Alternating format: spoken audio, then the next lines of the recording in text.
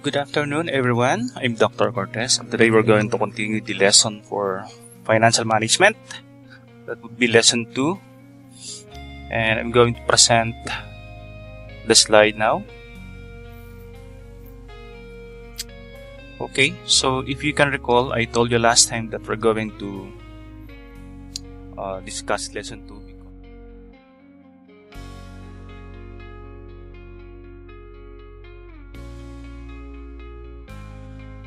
Going to discuss. The title of the lesson is The Goals of Financial Management, and this is our title. My slide is not working very well. Okay, so I hope everybody is on board. May absent ba dyan? So week number 2, goals and functions of definition, learning outcomes of the topic, goals of management, goals of financial management. And we have the topics to be covered, the goals and the functions of FM or FinMan. So we call this the FinMan or the financial management. Okay, so we talk about ano ba yung goal. Pag ikaw isang financial manager na later on, ano yung mga goals ng FM? Or ano yung mga goals mo as a finance manager? Okay, so goal number 1.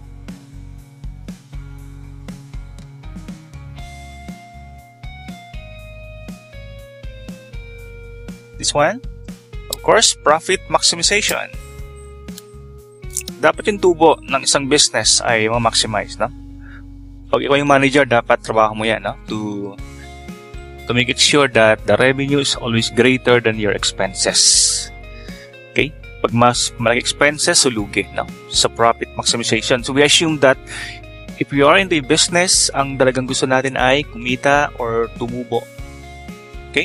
Pag medyo maliit ka pa lang, no? Pag medyo malaki ka na, so pwede ka nang tumulong sa societies, civic works. But for the meantime, pag medyo maliit ka pa lang, tubo muna yung ating gustong makuha.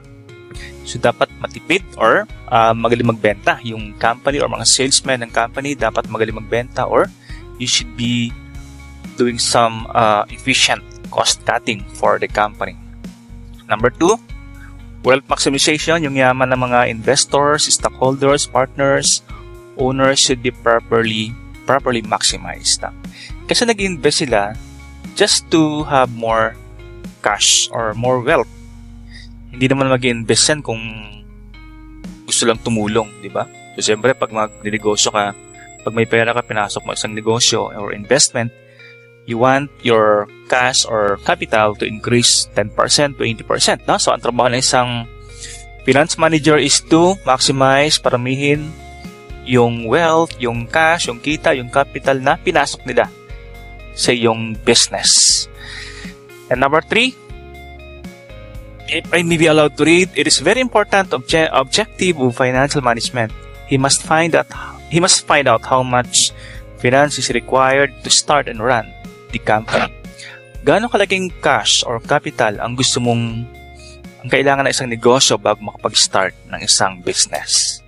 Example, ang Jollibee, 300,000. No? They started with 300,000.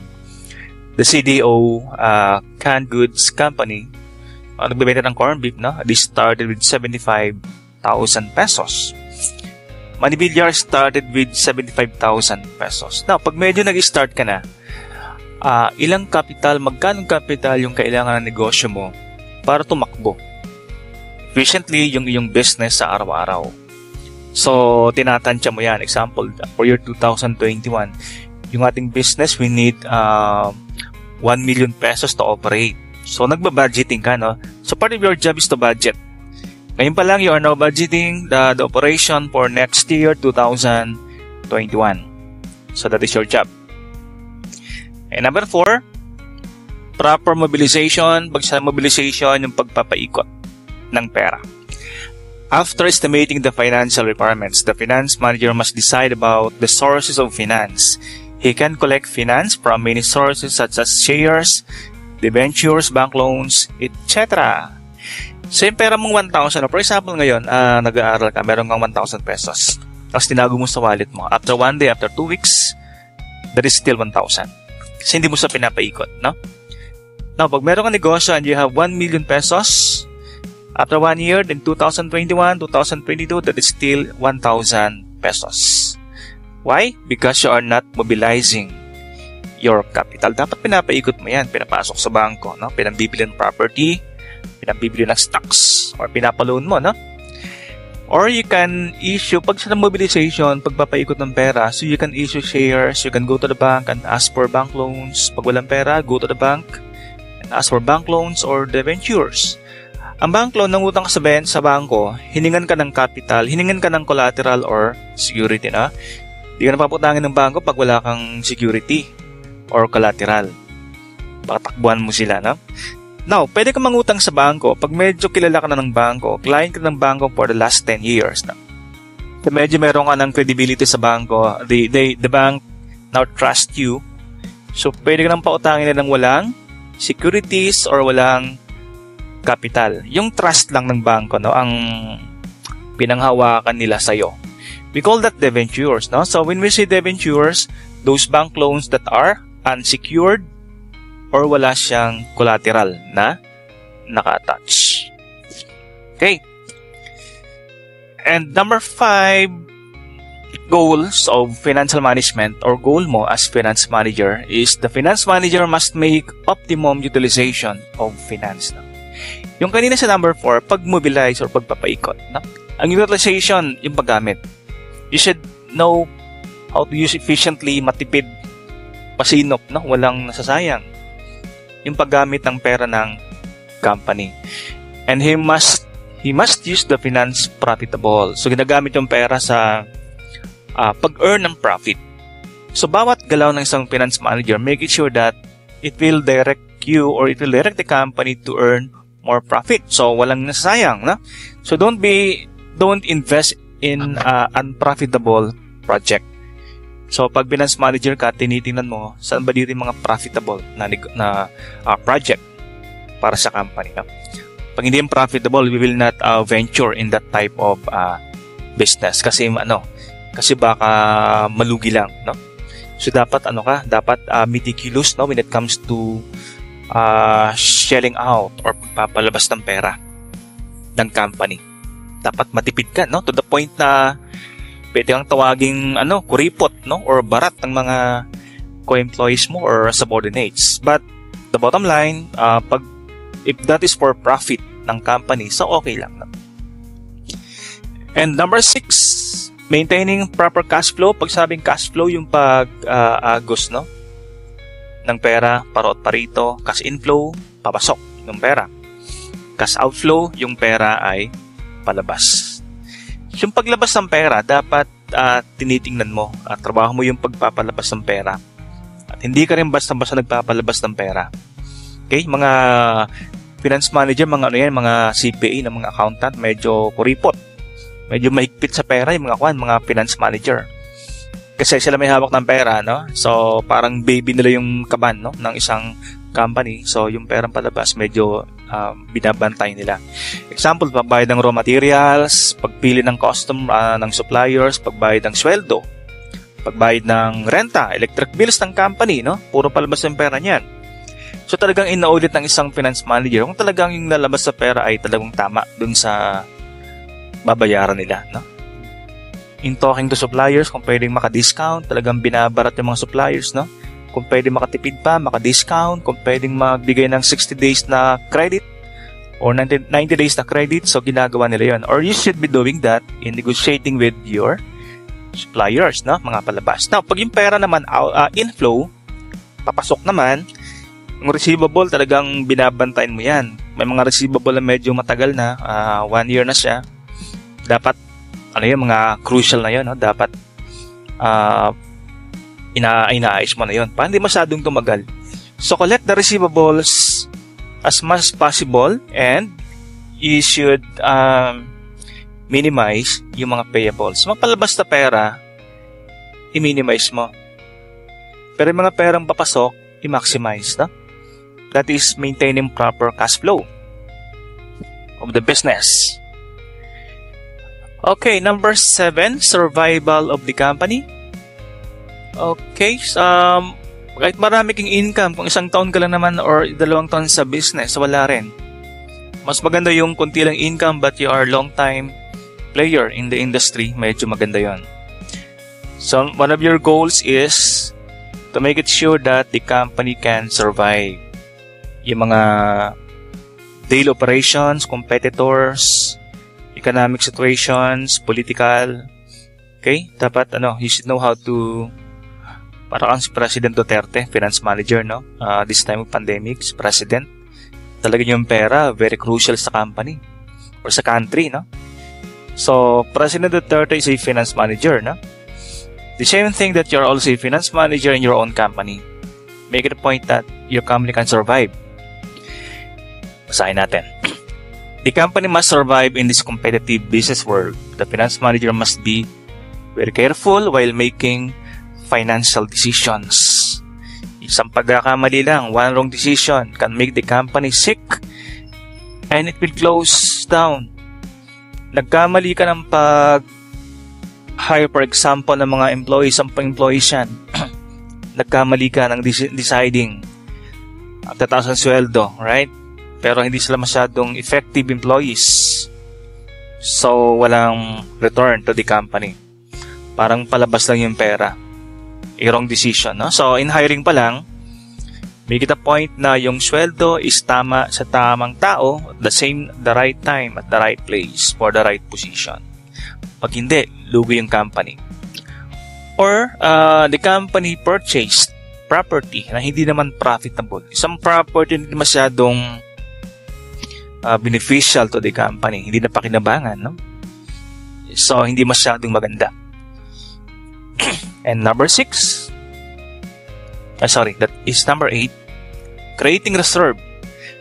The word reserve is reserva. No? Ito yung mga meron kang iniipon, no? Meron kang pinaglalaanan. Yung pera mo, meron kang pinaglalaanan personally, no? Nag-ipon ka, iniipon allowance mo, nagtatabi ka ng allowance, kasi meron kang pinaglalaanan. That is personal, right? Now, when it comes to the company, to a business, yung isang finance manager, they also have reserve. Hindi lahat ng income ay pinapamigay sa mga shareholders. Meron kang nireserba, no? So, you should be creating reserve. Okay, the company must not distribute the full profit as dividend. So, again, yung dividend is, ito yung income ng company na pinapamigay sa mga shareholders, no? Hindi lahat pinapamigay. Okay? Hindi ka rin dapat mamigay ng dividend taon-taon. Pwedeng gawin mo yan every 2 years, mamigay ka ng dividend sa mga shareholders mo. Okay? Para ibang part ng income ay mapunta sa, we call that the retained earnings, no, ng company. Meron kang nire-retain na income, hindi pinapamigay lahat sa owners ng company. Para meron kang reserva pagdating ng bagyo. Okay? That is the essence of making a reservation. Reserve can be used for future growth and expansion, no? So, yung company, pwede sa mag-extend, mag-expand, mag-grow, so may pambili ng asset, kung meron kang reserba.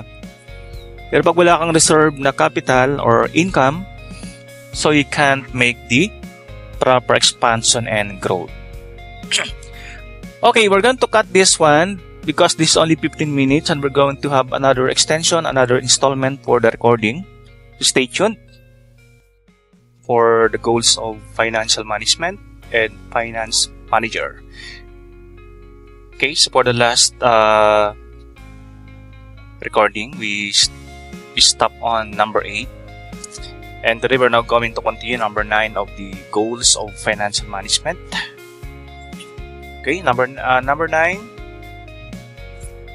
Okay, the financial management must try to have proper coordination between the finance department and other departments of the company.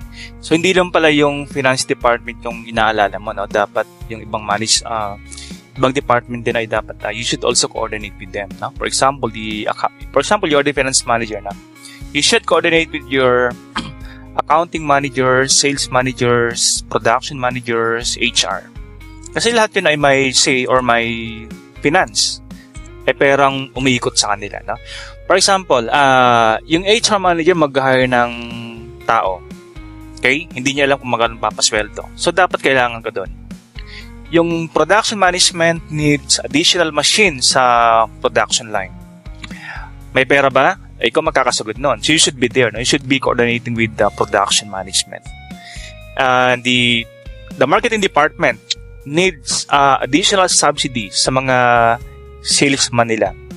Okay? So, that is the job of the finance. Meron bang pera for additional subsidy or commission to be given to those salesmen, no, ng company. So, once in a while, hindi ka lang dapat concentrated sa iyong department. You should go around and talk and coordinate with the all department managers sa loob ng iyong company. Proper coordination. And number 10, create goodwill. It must improve the image and reputation of the company. Goodwill helps the company to survive in the short term and succeed in the long term. It also helps the company during bad times. Ang goodwill, that is a intangible asset. Ito yung binabayaran. Bakit mahal yung pagkakabili sa company yun? Kasi marami na siyang customers, magaling kanyang reputation. Kilala na siya sa community. Kilala na siya sa business or sa industry. Or marami na siyang set of customers. Magaling siyang employer. Magaling siyang seller, provider of goods and services. Yun ay tinatawag nating goodwill. Okay? And how do you create goodwill? For example, you help the community, no? Ikaw ay nagbabudget kung magkano pwedeng ibigay sa community service, donation, and solicitation being done by the community surrounding the company. Yon, so tumutulong yung company sa community building or sa society. Example, tree planting. That is part of the social responsibility of the company. Hindi ka lang dapat sa loob, no? You should be helping outside the company to create a good image for the company. Para pag may magandang image ng company, so they will patronize the product and services of the company. So, bili tayo dyan kasi tumutulong sa sa community, no? Ang product nila, let us, kasi bawat pisong benta nila, no? Binibigyan nila sa victims of COVID, victims of the calamity. So, let us patronize the mga produkto. So, it creates customers. Okay, number 11. Financial management also tries to increase the efficiency of all the departments of the company. Proper distribution of finance to all the departments will increase efficiency of the entire company. So, siya namimigay ng budget sa lahat ng department of the company. Parang sa yung tagbigay ng baon, di ba? Sabi ng nanay, di ba, namigay ng baon sa 5 mga anak. O mga anak, tipirin niyo ang baon niyo kasi mahirap yung buhay, mahirap maghanap ng kumita ng pera. Okay? So sa company, ang finance managers or finance management, sila yung nagbabudget para sa mga ibang departments ng company like HR, marketing, sales, production, IT, research, yon. Nasabi ng finance manager, tipirin nyo to kasi yung company natin ay we are promoting efficient use of resources. So, dapat dapat pag gumastos, there should be a return to the company. No? Yan sinasabi mo sa ibang department heads, no, ng inyong company. Kung ikaw yung taga-budget. Okay, 12. Financial discipline means to invest finance only in productive areas. This will bring high returns, profits to the company. To avoid wastage and misuse of finance or financial resources of the company. So, yung pera, especially pag malaking company yan, no? Yung pera, minsan, although yung may-ari ay may say, pero ang kanyang tinatanong palagi, no? Pag kailangan ng investment, yung finance manager, no? For example, si Henry C, no? Mayaman. Okay? Pero pagdating sa investment, hindi siya yung nagsasabi. Meron silang financial management team para sa SM Group companies, no? Sila nagsasabi na saan pwede mag-invest yung isang company. Kasi ang pera, ang capital should not go to waste. No? Dapat talagang may pinupuntahan or there should be return or profit bawat investment mo. Example, meron kang sobrang pera. Saan mo sa i-invest? No?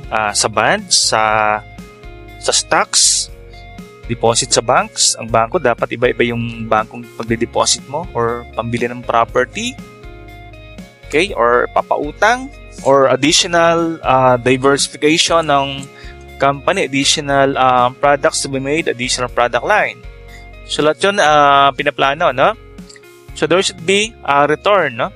Pag yan ay high risk return, pag yung kita or return sa isang investment ay malaki, definitely, no? That is a very risky investment.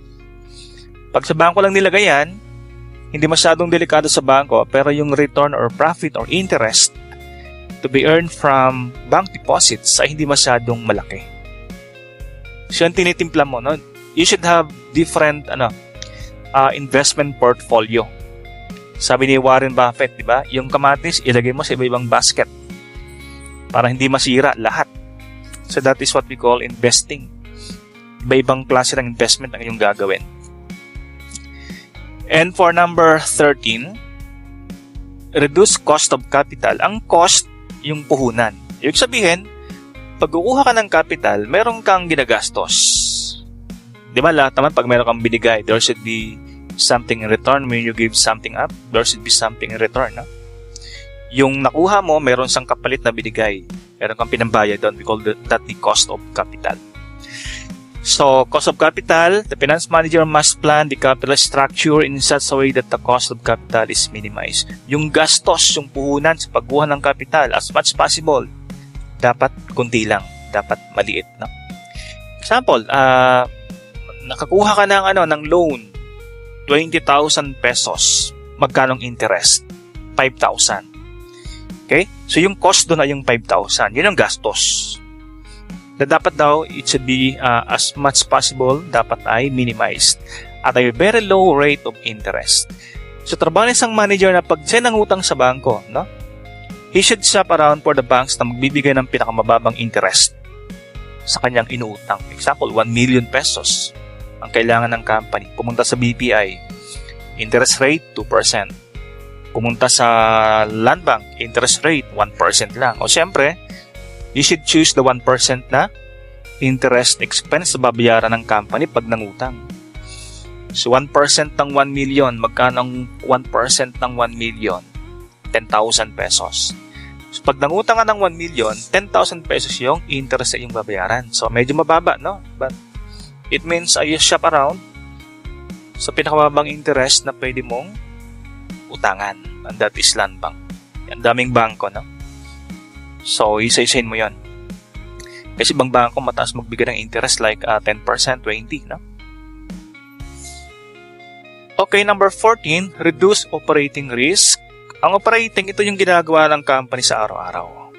Magpasweldo, magbenta, mangolekta, mag-operate ng business sa araw-araw. No? Example, meron kang barbershop. Araw-araw nagugupit.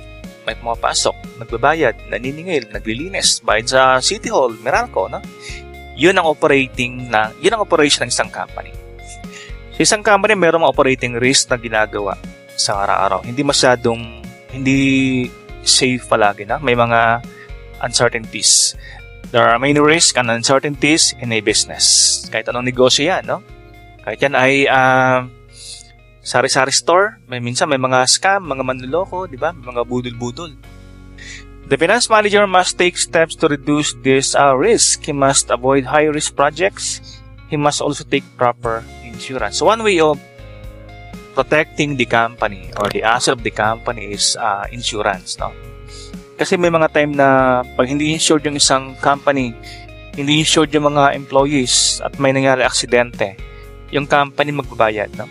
O for example, you are Meralco, no? Ang Meralco, napakadelikadong trabaho ng mga tao dyan, no? Mga linemen ng Meralco, napakadelikado. So every time, every day, yung Meralco ay may risk na hinaharap.